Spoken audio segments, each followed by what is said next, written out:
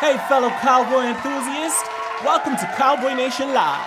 I am Kenneth J, your host, and the Cowboys' victory over the Eagles Sunday was truly bittersweet, as Tony Romo joined Dez Bryant and Greg Hardy on the injured list with a fractured collarbone. Now, based on preliminary indications, according to a source, he's expected to miss 8 to 10 weeks. A bummer for us Cowboy fans, I know. But nonetheless, winning back-to-back divisional games is a great place to be in for the race toward the NFC East title and Super Bowl. Now, there was a lot of talk about the Eagles being favored to take the NFC East title away from the Cowboys, but they look more like a team that will contend for the top pick in the draft rather than for the playoffs. Say it again. Which brings me to the sweet side of this game, as we held Demarcus Murray to only 2 rushing yards. But we'll get into that later in the show, so please stay tuned because you don't want to miss this.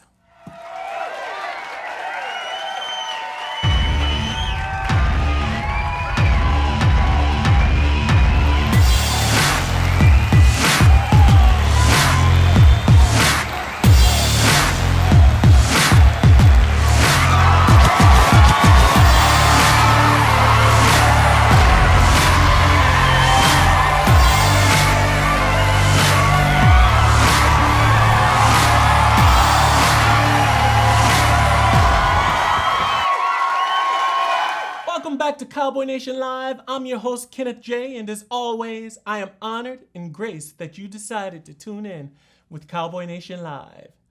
Now, Sunday's game was truly bittersweet, as it's difficult to focus on the win when it will be remembered most for losing Tony Romo, who was 18 of 27 for 192 yards. Romo fractured his left clavicle with 9:44 left in the third quarter after a sack by Eagles linebacker Jordan Hicks. Romo said he felt it because it had a little bit of a pop to it. Obviously, because he felt it before back in Week 7 of 2010 when he suffered the very same injury by Giants linebacker Michael Boley. Romo did not have surgery then to repair the collarbone, and the good news is that he will not need surgery this time around to repair his collarbone. The bad news, though, for Romo and the Cowboys is that he will miss at least the next 8 games. Cowboys owner Jerry Jones, who just last week lost Dez Bryant to a fractured foot, said that he felt just about as low as a crippled cricket's after watching Romo go down. Okay? Putting aside that it's baffling how someone could think about this and then actually say it, I suppose a crippled cricket's backside would drag on the ground, which is low per se. So while it's really a bad analogy outright, at the very least, it's got consistent internal logic. Now, the Cowboys are looking at placing Romo on the injured reserve designated to return list, which means that he would not be able to practice for 6 weeks and cannot play for 8 weeks. With the October 18th bye, that pegs Romo's return to be around November 22nd against the Dolphins, or possibly the 26th against the Panthers on Thanksgiving Day. Now, Romo's replacement was none other than Brandon Weeden, who stepped up and showed out in the Eagles game.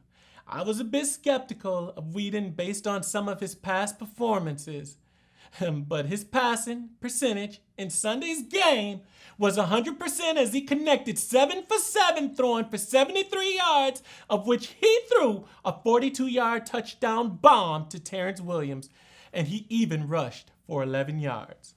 Now, Weeden showed a side that I've never seen in him before. Let's just hope he continues with that focus he had in Sunday's game. Garrett spoke highly of Weeden, saying, "Brandon did a good job today. He has done a good job in the past when he had opportunities to run our offense. Our standards are high for anybody who goes in and plays.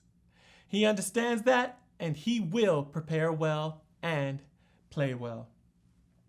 With that said, the Cowboys still make a trade for Matt Castle, as Jones wanted to make sure the Cowboys did everything they could to shore up the quarterback spot after placing Romo on the injured reserve designated to return list on Tuesday.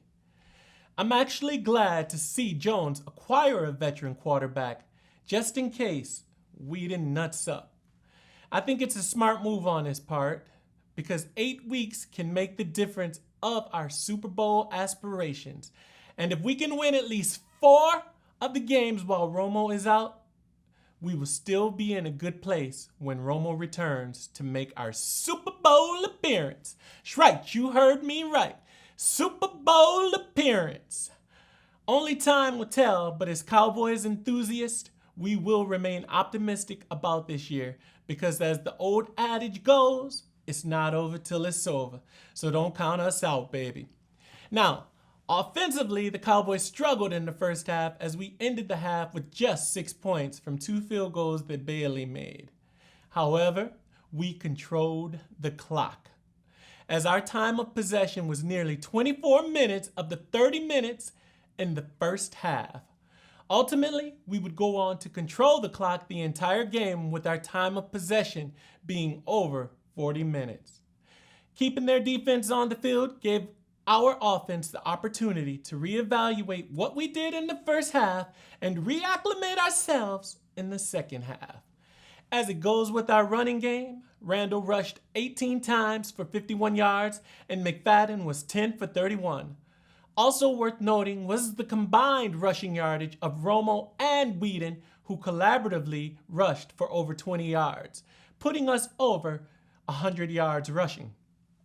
Now, as it goes with passing, Whedon ended up with 7 receptions for 56 yards, but also suffered 2 sprained ankles and a sprained knee in Sunday's game.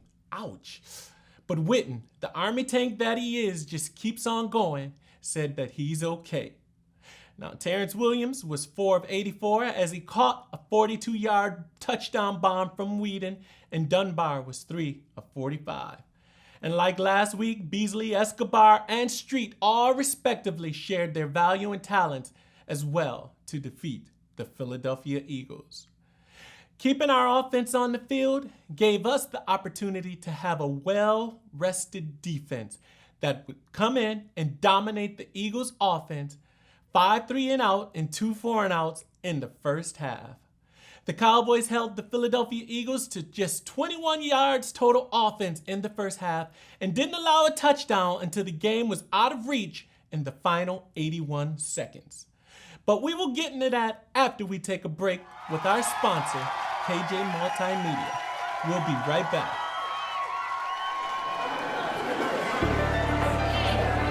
Social media is not just an activity. It is an investment of valuable time and resources with people who are not just supportive, but also who provide valuable input to guide and to inform our thinking about ways to continue creating wow factors in our online presence.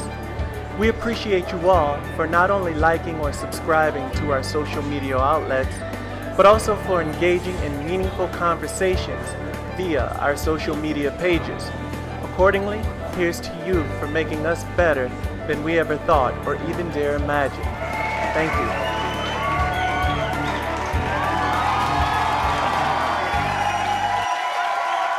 Welcome back to Cowboy Nation Live. Once again, I'm Kenneth J, and let's delve into the defensive and special team stats of the Cowboys against the Eagles. Let's start with that amazing punt block of Danny McCray and the return of it by Kyle Wilber to give the Cowboys a 13-0 lead. Kyle Wilber returned the punt block 26 yards for a touchdown as Donnie Jones, the Eagles kicker, was decleated and knocked silly while running to make a tackle. Like a fish out of water, he writhed on the ground in obvious pain as Jeff Heath, the Cowboys safety, who knocked him on his was initially flagged on the play, but the call was overturned. Now, the Cowboys' defense and special teams played amazing against the fast-paced offense of the Philadelphia Eagles, as they held the Eagles to only 16 plays for 21 yards in the first half. The Eagles went 3-and-out on 5 of their first 7 possessions, and the other 2 were 4-and-out. Amazing defensive stands by the Cowboys, to say the least. The Cowboys' defense was relentless as they held Demarcus Murray, the reigning NFL rushing champion, to just 2 yards rushing on 13 carries in his first game against his former team. Now let's get some perspective here. Now 1 yard is equal to 36 inches, so 2 yards would be 72 inches. With 13 carries, we divide up those 72 inches to come up with 5.5 inches, roughly. So that means for every time DeMarco ran the ball, he averaged 5.5 inches against the Cowboys defense. We're talking less than a half a foot, ladies and gentlemen. Now during one 30-minute stretch, from the late first quarter through the late third quarter, the Cowboys tackled Murray for losses on 5 consecutive carries, totaling minus 21 yards. The Eagles managed only 1 first down in the first half, and that came on a pass interference penalty against the Cowboys. Uncompromising was the Cowboys defense as Sam Bradford's longest first half completion traveled just 1 yard past the line of scrimmage. He didn't complete a pass longer than 13 yards to a wide receiver until Philadelphia's final drive, where the lone Philadelphia touchdown came during the garbage time of 81 seconds left after the Cowboys had already iced the game with a 20-3 lead. Bradford was supposed to be the perfect fit for Chip Kelly's up-tempo offense, but the Cowboys rattled him into 3 turnovers, 2 interceptions, and a fumble. He was picked by J.J. Wilcox and Sean Lee, who had extinguished the Eagles' best scoring opportunity up until that point. So now, let's talk about Sean Lee.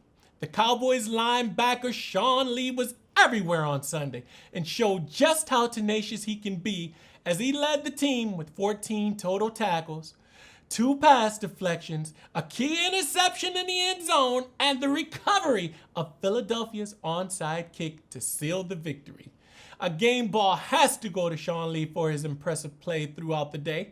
He set the tone all day as the weak side linebacker, looking like his old self again. He even talked some trash to his good buddy Demarcus Murray.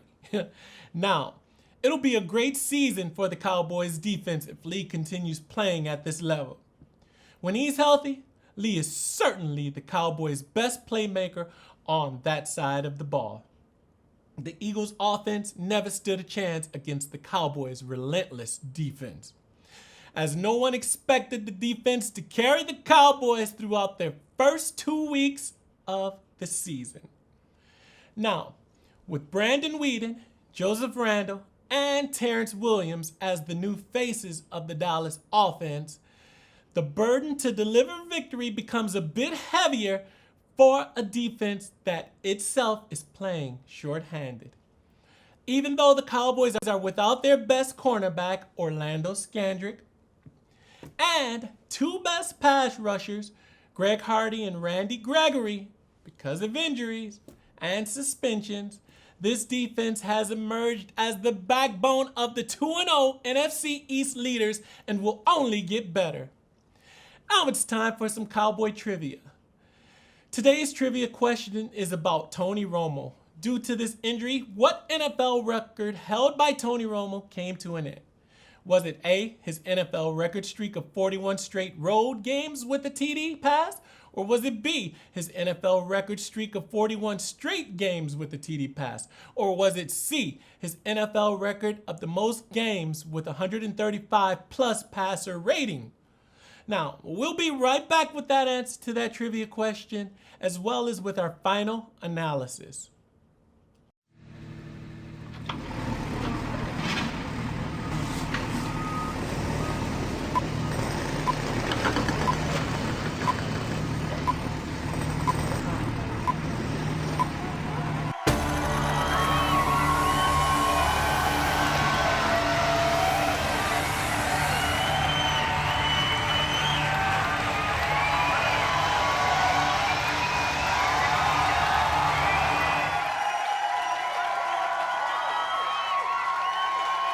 Welcome back. Do you know the answer to today's trivia question?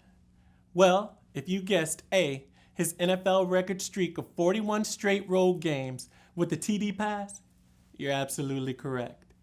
Romo has set many records, but with this injury, his streak is now ended as he won't be playing in the next 8 games. However, with the well-earned victory against the Eagles, the Cowboys have won their 10th consecutive road game. Now, many teams would see their season go down the drain with the losses of their star quarterback and their star receiver, but most teams are not the Dallas Cowboys. The team has a very strong offensive line and a running game that sees Joseph Randle and Darren McFadden both wear down defenses, as well as Lance Dunbar, who comes out of the backfield to be an X factor as a receiver. Now, an established running game behind arguably the best offensive line in football calls for a controlled tempo of any game that Dallas may be in. And it also means that time of possession would and should be on the side of the Cowboys. Overall, as far as the offense goes, if we can establish the run every single game like we did last year, and Brandon Weeden does just enough to keep us in the games, the offense should at least remain respectable. We might not grab headlines for a defensive unit like the Bills, the Seahawks, or even the Rams, but the Cowboys' defensive unit is big enough to get us deep into the postseason. The production of the Cowboys' defense, which has excelled so far, goes further than just the 11 guys that they put on the field. It all starts and ends with defensive coordinator Rod Marinelli. Marinelli was almost pulled away from Dallas in the offseason, but once he returned, even more talent immediately surrounded him. The team used their first 2 draft picks to select cornerback Byron Jones and linebacker Randy Gregory to build even more depth on the team. They also signed controversial yet talented defensive end Greg Hardy, who is halfway through his 4-game suspension. Now, what might be bigger than the additions of Jones, Gregory, and Hardy is the return of the team's heart and soul on defense. That being linebacker Sean Lee. In just 2 games this season, Sean Lee has made a quick and strong statement for the comeback player of the year. As we wait the returns of Randy Gregory, who sprained his ankle, Greg Hardy, who's out for suspension, and Orlando McClain for suspension also, the Dallas Cowboys defense will continue to shoulder the load if we are to win the games. Losing Tony Romo and Dez Bryant was supposed to be the end of the 2015 Dallas Cowboys season. But with Sean Lee and company already making huge impressions early in the season, this defense can carry them until their offensive stars return. The scariest part of the Cowboys defense, they are awaiting the return of 3 highly talented players, which means they can only get better from here, baby. Now, next week, we'll actually be in Dallas bringing you live footage of fans' thoughts and reactions of the game as the Cowboys face the Falcons. And with that said, we invite you to check out Cowboy Nation Live, where you can go to our fan photos page to upload a picture of you or your dog or anything dressed in your favorite Cowboy jersey or memorabilia. And as such, you'll be entered into a drawing to win more Cowboy memorabilia. Also, look for more Cowboy news and updates on Cowboy Nation Live pages on Facebook, Twitter, YouTube, and Google+. Leave a comment about your favorite team, the Dallas Cowboys. Now, in closing, we'd just like to thank our sponsor, KJ Multimedia Solutions, for their sponsorship, and it would be remiss if we didn't thank you, our viewing audience, for tuning in to Cowboy Nation Live. We do hope you enjoyed the show and look forward to truly seeing you next week as we discuss the Cowboys-Falcons game. Until then, good night, everybody.